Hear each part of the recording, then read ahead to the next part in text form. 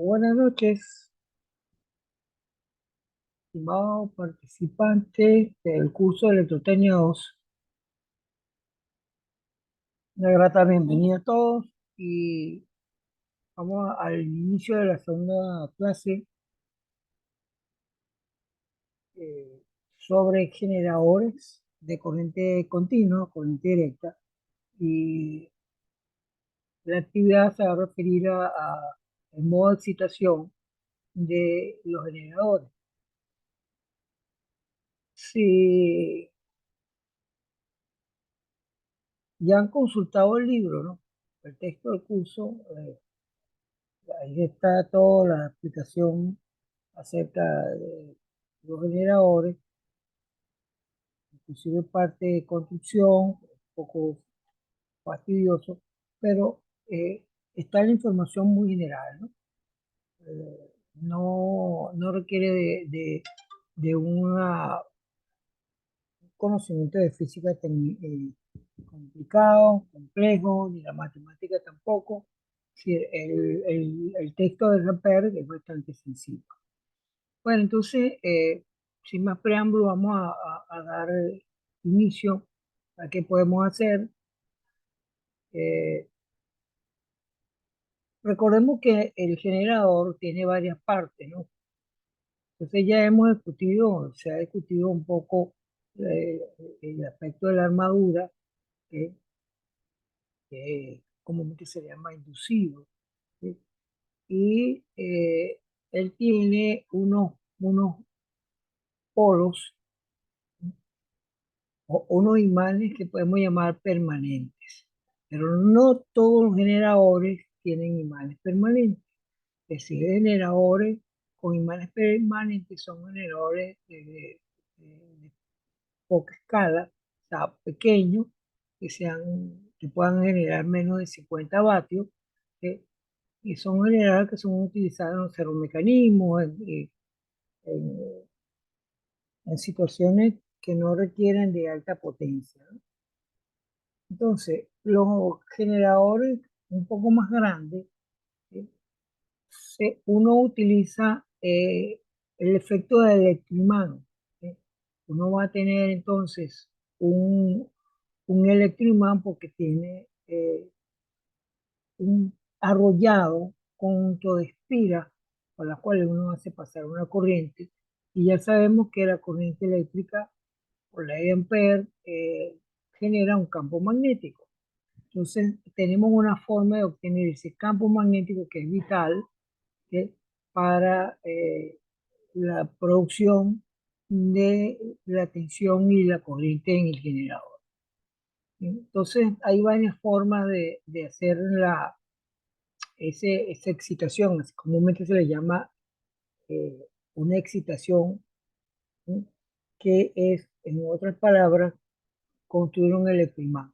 O sea, dependiendo de qué tipo de excitación tenga, si lo tengo conectado en serie, lo tengo conectado en derivación o en paralelo, o lo tengo compuesto, ¿sí?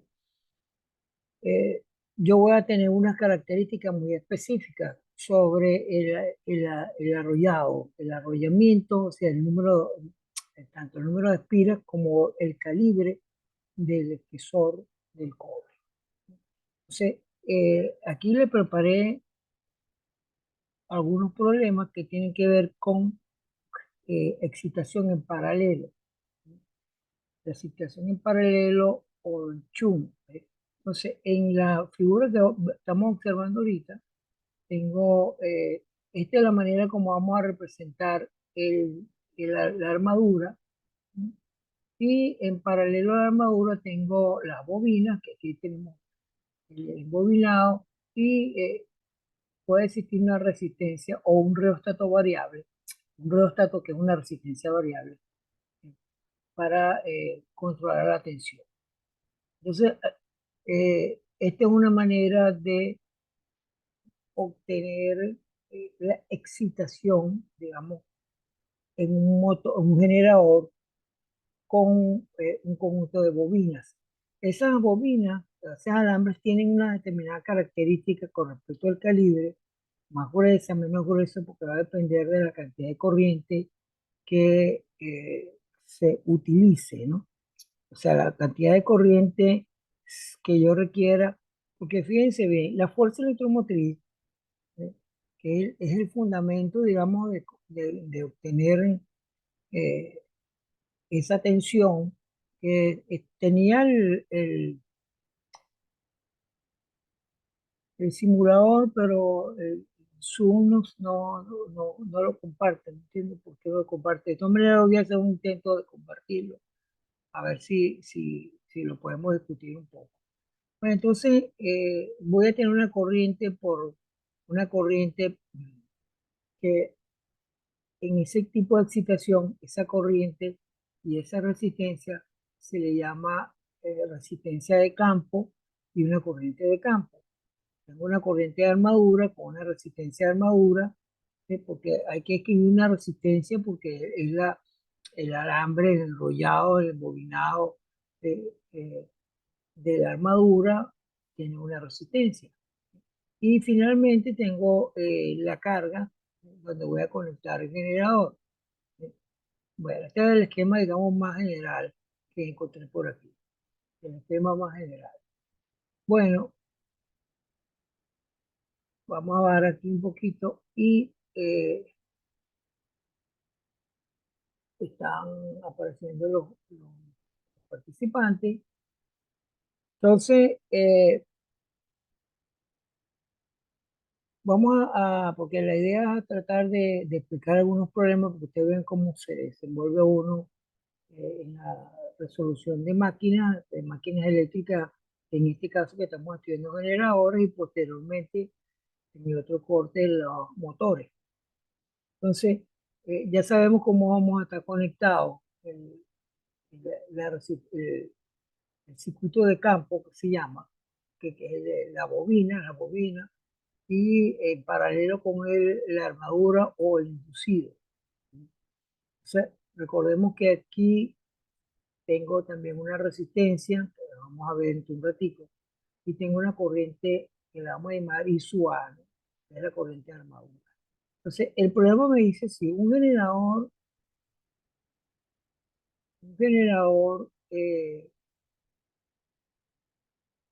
de corriente continua, excitación en derivación, también se le llama chun, el reóstato, alimenta una carga puramente resistiva entregando 200 watts.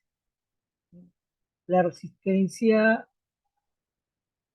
de la armadura es de 0,2 ohm. Fíjense que la resistencia de la armadura es bastante pequeña, y la resistencia de campo es de 80 ohm. La potencia disipada en el circuito de campo es de 350 vatios. Vamos a calcular el valor de la fuerza electromotriz inducida. ¿Eh? Vamos a calcular el valor de la fuerza electromotriz inducida. Hay algunos estudiantes que están por problemas de conexión.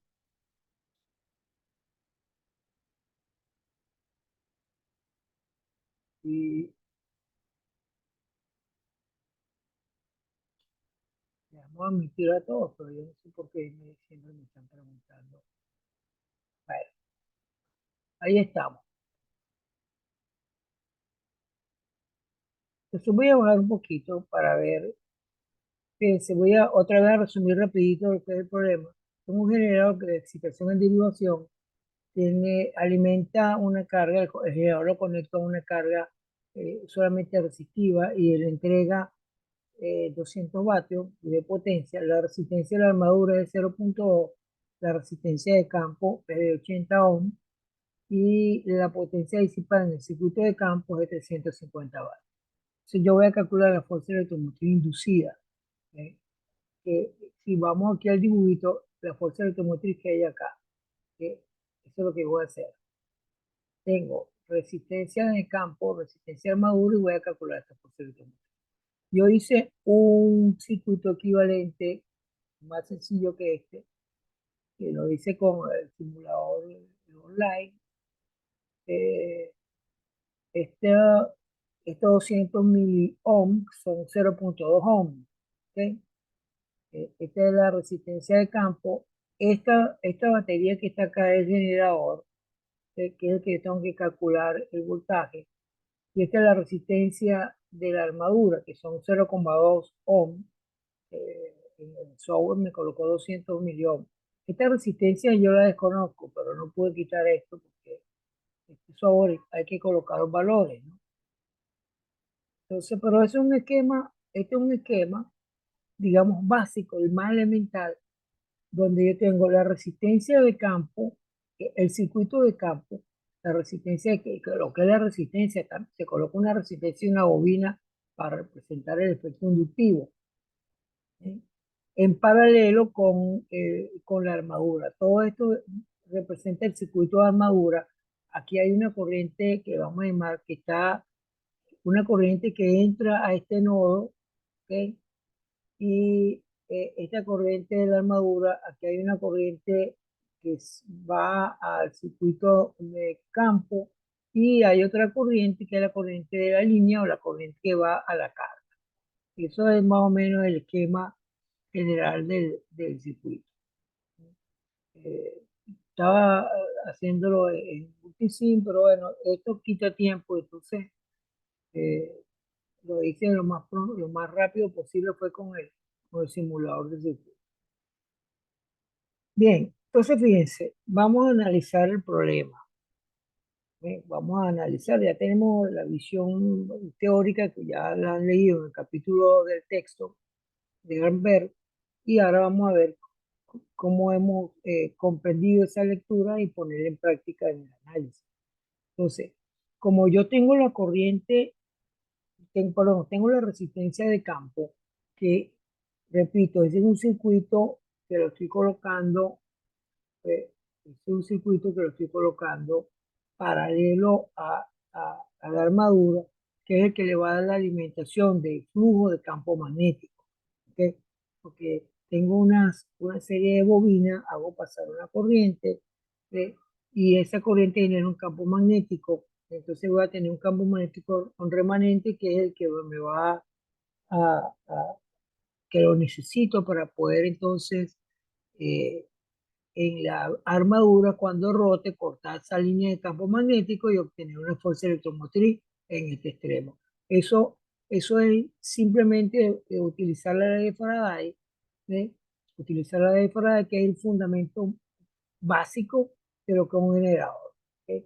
De lo que es un generador. El campo magnético no lo estoy usando como imanes, sino que estoy usando como una especie de electroimán. Tengo bobinas, estoy repitiendo otra vez, bobinas, un enrollado, se hace pasar una corriente determinada, se crea un campo magnético y ese es el campo magnético que va a actuar en la armadura con el rotor, que también se le llama cuando está rotando a una cierta revolución por minuto. Bueno, entonces como ya tengo la potencia que se disipa en el circuito de campo, que son 350 vatios, eh, eso se puede medir en el laboratorio.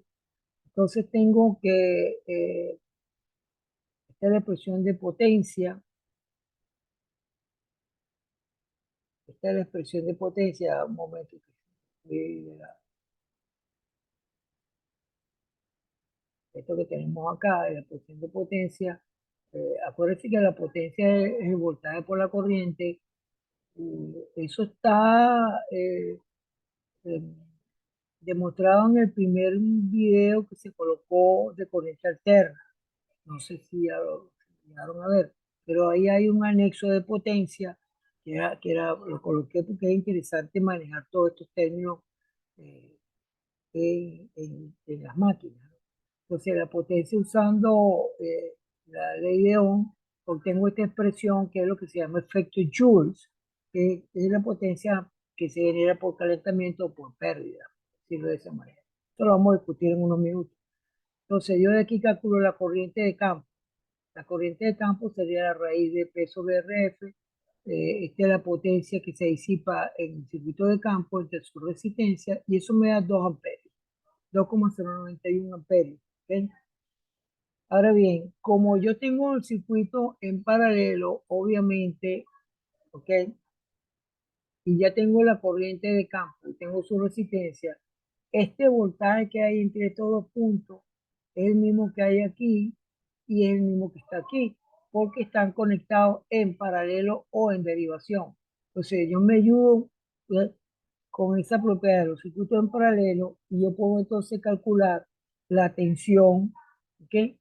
La tensión en la carga. Entonces, la tensión en la carga sería la corriente de campo por la resistencia de campo y eso me va a dar 167,28 voltios. ¿Ok?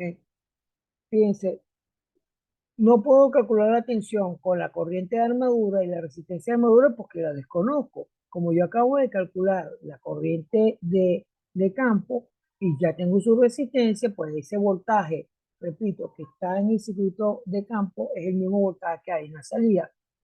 Porque la razón es que están en derivación o en paralelo. Bien, ahora la potencia que se entrega, que es lo que me está indicando el enunciado, entrega la carga son 200 vatios. ¿Sí? Entonces, a partir de ahí podemos calcular resistencia de carga. Fíjense, por la definición de potencia, vemos que la potencia es el voltaje por la corriente, sustituyo la I por la de Ohm, que es U sobre R, y obtengo U cuadrado sobre R. Otra forma de calcular la potencia. Tengo distintas maneras de calcular la potencia eléctrica. Entonces ya, como tengo el voltaje, ¿ok? Tengo el voltaje que lo acabamos de calcular ahorita en la salida, que son los 167 voltios, yo puedo de aquí despejar el valor de R y obtener la resistencia de carga, que es desconocida. Entonces, elevó al cuadrado el voltaje de la salida entre la potencia que se entregó ahí, que son 200 vatios, y eso me da 139 ohms de la resistencia de carga, la resistencia, por decirlo así, externa. ¿Sí? Entonces, ya con esa resistencia, yo puedo y tengo la potencia, pues obviamente puedo calcular la corriente que pasa por la resistencia de carga. Se preguntarán, bueno, ¿y para qué tenemos que calcular toda esa corriente? Ya vamos a ver cuál es la razón. ¿Sí? Entonces, usando de nuevo el concepto de potencia, de aquí deducimos cuánto es la corriente que pasa a través de la resistencia de carga, que serían 200 entre 167. Y eso me da 1,196 amperios. Esa es la corriente de salida, la corriente que pasa por la resistencia de carga. ¿Eh? Ahora bien, fíjense, en el nodo, en uno de los nodos, voy a ir un momentico aquí a la figura, a cualquiera de las figuras. Aquí tengo el nodo, ¿ve? Este nodo, entonces, este nodo que está acá, tengo una corriente y su F que sale del nodo, que es la corriente que llamamos de campo. La corriente de la armadura entra por el efecto del generador que tengo acá, y esta es la corriente de salida, que es la I, que la acabamos de calcular ahorita, que nos dio un, un amperio. ¿Okay? Eh, si lo vemos en el otro gráfico también, si lo vemos en este gráfico, aquí también está, ¿ves? Aquí el nodo M, entonces está ahí, que nosotros vamos a llamar I sub A, que es la corriente de armadura, la corriente que, la primera ley de Kirchhoff me dice a mí que la suma algebraica de las corrientes en uno es igual a cero, que se traduce en el equivalente a indicar que las corrientes que entran al nodo es igual a las corrientes que salen del nodo. ¿Sí? Entonces, aquí tenemos que IA es la corriente de la armadura, como lo estamos llamando nosotros, está entrando. Y esta corriente que entra es igual a las corrientes que salen. ¿Quiénes son las corrientes que salen? La corriente de campo, que la llamamos nosotros I sub F, y esta corriente que es la corriente I, que fue la última que calculamos, que es la corriente que va a la carga, donde yo voy a conectar el generador. Entonces, repito, esta corriente de armadura que entra al nodo es igual a la suma de las corrientes que salen del nodo. ¿Eh? Por si acaso hay un estudiante que todavía no comprende, claro, estas son cosas de electrotecnia uno y de física 2, bueno, pero bueno, como ya sabemos cómo es el asunto, pues tenemos que explicar.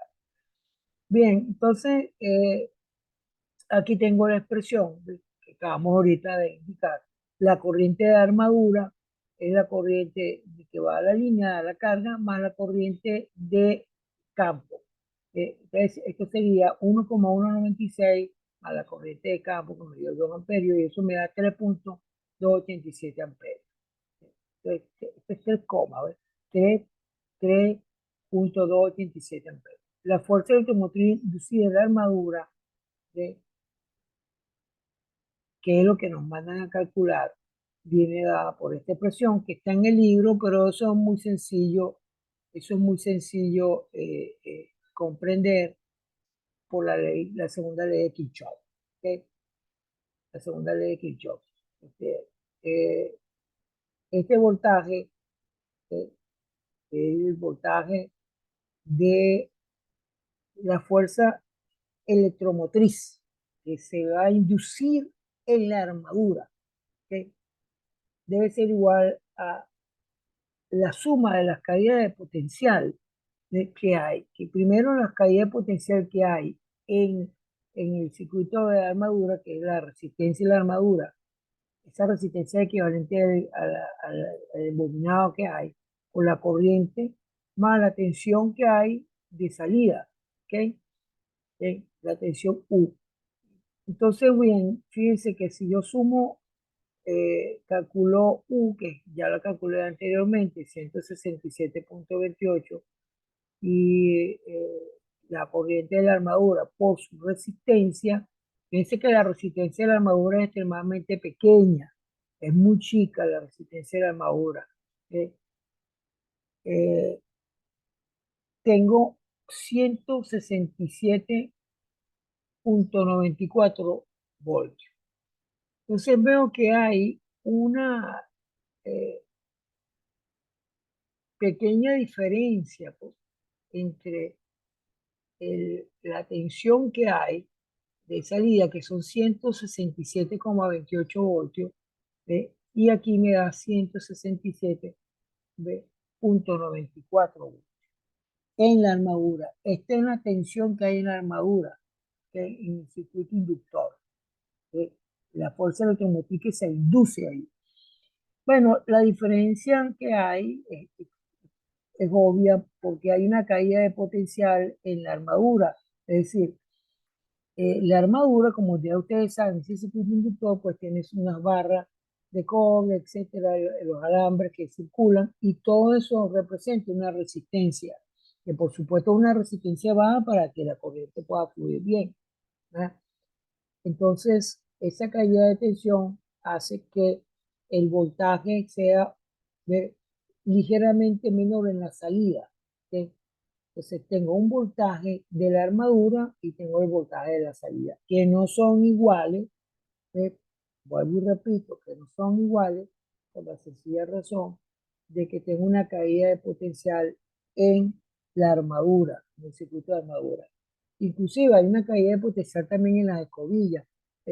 Hay otros más, pero no vamos a entrar en ese detalle, porque en las escobillas, en el colector, también hay una caída de tensión. Bueno, voy a explicarles ahora un poquito sobre el flujo de potencia y lo que son las pérdidas en esa máquina, ¿no? En la máquina de corriente directa. ¿Sí? Eh, ya sabemos, según las lecturas que ustedes han realizado entre el capítulo 1 y el capítulo 2 del texto del curso, los generadores, un generador pues se obtiene de una potencia mecánica, el movimiento rotacional de olas de espira y todo ese cuento que ya conocemos nosotros, ¿sí? Y esa potencia mecánica se transforma en una potencia eléctrica, es decir, en otras palabras, yo transformo energía mecánica de movimiento rotacional en energía eléctrica y eso es lo que yo tengo como generador. Cuando yo tengo lo opuesto, o sea, yo alimento, tengo potencia eléctrica, okay, de alimentación y en la salida tengo potencia mecánica, tengo un motor, una máquina, pero que es un motor. ¿Sí? Esa es la distinción que hay entre un generador y un motor. ¿Sí? Supuestamente ustedes están ya medianamente familiarizados con lo que es un motor. Han visto, ya lo tienen, ya han visto motores de distintas formas. Bueno, entonces, en términos de eficiencia, ¿sí? Ya nosotros sabemos que la eficiencia de cualquier máquina, según la segunda ley de la termodinámica, no puede ser el 100%. ¿Sí? Porque, voy a explicar termodinámicamente este asunto. Ya sabemos que existen pérdidas, que, que los circuitos son irreversibles, los circuitos y los sistemas, hablando termodinámicamente, son irreversibles. Entonces, voy a tener pérdida, algo así como esto. Si yo tengo una taza eh, de café caliente, ¿sí? Yo la voy a colocar en la mesa y la dejo unos minutos y se va a enfriar pues, por convención. Hay una transferencia de calor con el aire que lo circunda, etc. Pero no hay manera, no hay forma de que yo tome ese calor del medio, se lo coloque otra vez a la taza para yo tener el café con la temperatura inicial. Eso ya sabemos que no es así. Eso es lo que me dicen otras dos palabras, lo que significa la segunda ley de la termodinámica. Y eso es para cualquier sistema. Entonces, ¿qué sistema tenemos? Pues una máquina. Las máquinas eléctricas también se cumple eso. Las máquinas eléctricas no voy a tener el 100% de eficiencia. ¿Sí? Eh, la eficiencia de una máquina, por los mismos conceptos termodinámicos, tiene que ver con la potencia de salida entre la potencia de entrada. Como la eficiencia se mide en forma porcentual, cuando nosotros multiplicamos por 100, tenemos la eficiencia de la máquina. Entonces, una máquina, un generador puede tener una eficiencia de 80, 70, pero no vamos a tener una máquina con una eficiencia del 100%, ¿sí?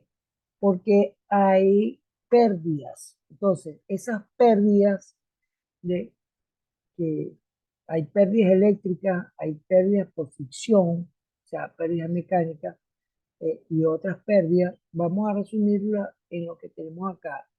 Estas pérdidas, esto es válido para los generadores y va a ser válido también para los motores, cuando estemos estudiando motores.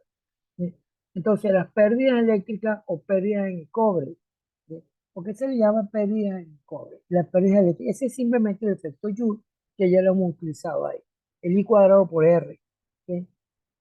El I cuadrado por R es una disipación de calor que se disipa potencia, pero esa potencia que se disipa en forma de calor. ¿Sí? Y es como lo del café que acabo de explicar ahora. Entonces no hay manera de retomar esa potencia que se disipa por calor. Eso es lo que se llama pérdida en cobre. Y el término de cobre porque es la pérdida que va a aparecer, señores, es la pérdida que va a aparecer en la bobina, en los bobinados, porque como bobinados son de cobre, entonces uno le habla, dice de pérdida de cobre. Las pérdidas en las escobillas, también hay pérdidas por en las escobillas, también hay una caída potencial, etcétera. Pérdidas en el núcleo, ¿sí? Que son pérdidas por el ciclo de histéresis, hay un problema de magnetismo residual, etcétera, que está medianamente explicado en el capítulo 1 del texto, y las pérdidas mecánicas, que son las pérdidas por fricción. ¿Okay? Ya sabemos que la armadura, el rotor, pues, ¿no? Tiene un eje, tiene ah, unos rodamientos, etcétera, y por ahí se disipa calor, y esas pérdidas se llaman pérdidas mecánicas. ¿Sí? Y bueno, unas pérdidas dispersas en líneas generales que pudiéramos llamar que no son tan fáciles de detectar o de medir. Bueno, entonces vamos a ver cómo se calculan eso y con ejercicio, pues ya tenemos 10 minutos.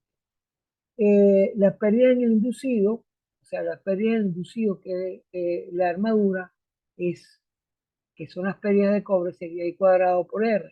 ¿Okay? Las pérdidas de campo igualmente, o simplemente la diferencia que hay es que esta es la corriente de la armadura, la corriente de campo con su respectiva resistencia. ¿Okay? con su respectiva resistencia. Entonces, la eficiencia se puede escribir si tomamos en cuenta las pérdidas, la eficiencia de la máquina, podemos escribir ahora la potencia de salida que yo tenga, menos la pérdida de potencia, ¿okay? Por los factores que hemos mencionado ahorita entre la potencia de entrada por 100. Y eso me va a dar la eficiencia real de la máquina. ¿Okay? Entonces, comentamos un ejemplo muy rápidamente. Un generador en conexión en derivación tiene una resistencia de campo de 60 ohms, se alimenta con una carga de 6 kilovatios, ¿okay? Y el voltaje terminal es de 120 volts. Si la fuerza electromotriz inducida en la armadura es de 133 voltios, toda esa mecánica, esa comprensión del enunciado tiene que estar clara cuando uno tiene el aspecto del conocimiento de la teoría muy bien. ¿Okay? Entonces vamos a calcular las pérdidas de cobre.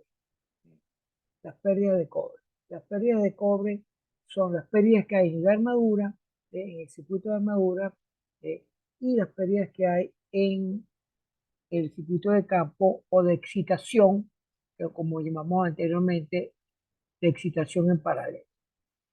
Bueno, entonces fíjense, las pérdidas de campo tendría que conocer de, eh, I cuadrado por F, ya tengo que conocer la corriente que hay de campo, no la tengo, pero como me están indicando que el voltaje de salida es 120 voltios, esos 120 voltios están en la salida de la resistencia de carga, están en el circuito de armadura en un extremo y están en el extremo del circuito de campo porque están conectadas en paralelo.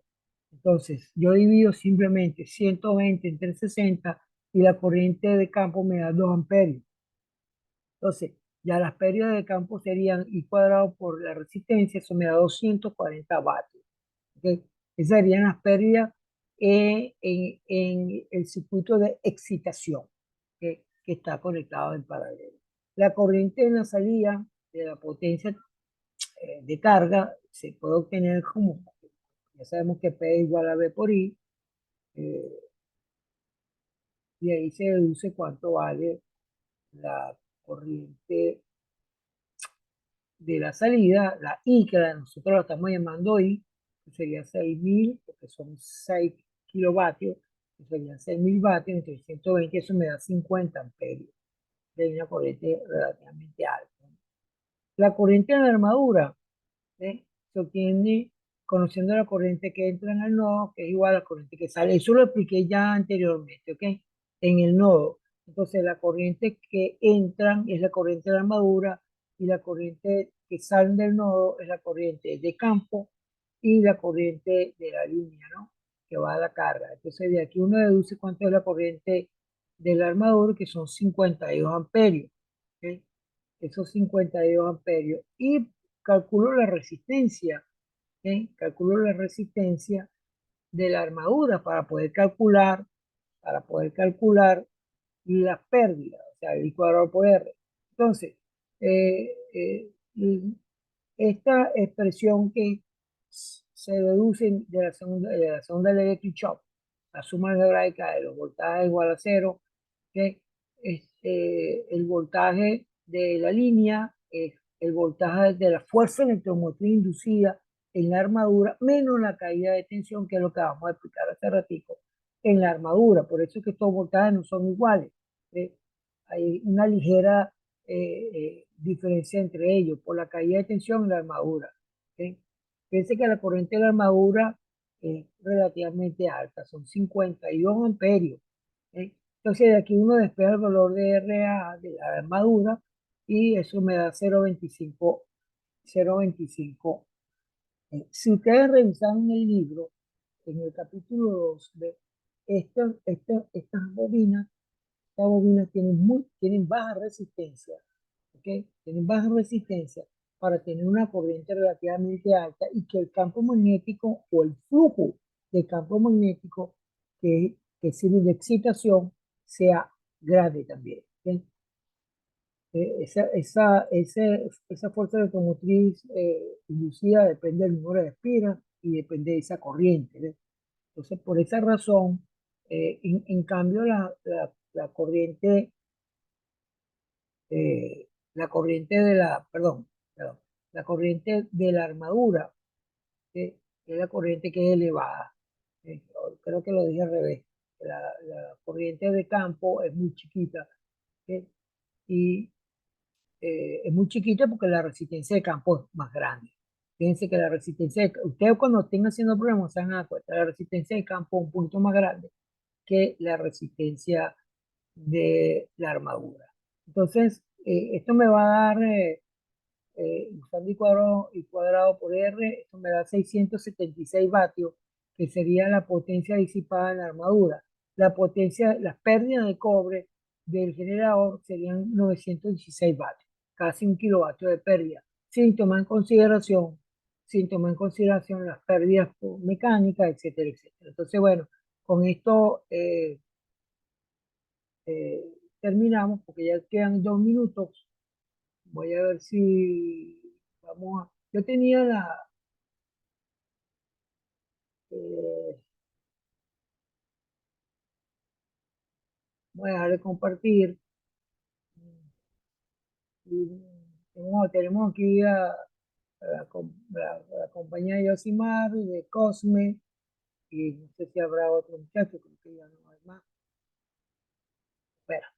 Igualmente la clase la voy a grabar ahorita, la coloco se graba automáticamente, se coloca en el grupo de Telegram y a la vez también lo coloco en el grupo de, en la aula de Saya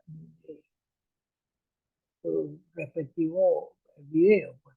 Entonces, ahora estamos a la espera de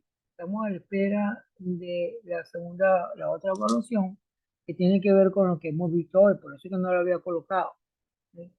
Entonces, la tenemos ahorita. Si quieren hacer alguna pregunta, tienen un minuto. Si tienen un micrófono abierto y hacen una pregunta, o quieren consultar algo, o quieren saludar, no sé, que ya el tiempo se está acabando. Ese es el problema. Nosotros podemos continuar con el Teams. Si quieren, si quieren reunirse en Teams, Cosme, si me está copiando, yo sí podemos abrir el Teams y yo puedo continuar la explicación por ahí, sin necesidad de... Porque este es el problema que tenemos con Zoom, que ya se va, bueno, ya se va a terminar. Queda menos de un minuto, que tengan una feliz noche y nos vemos en un ratico por el grupo. Ok, feliz noche, profesor. Chao.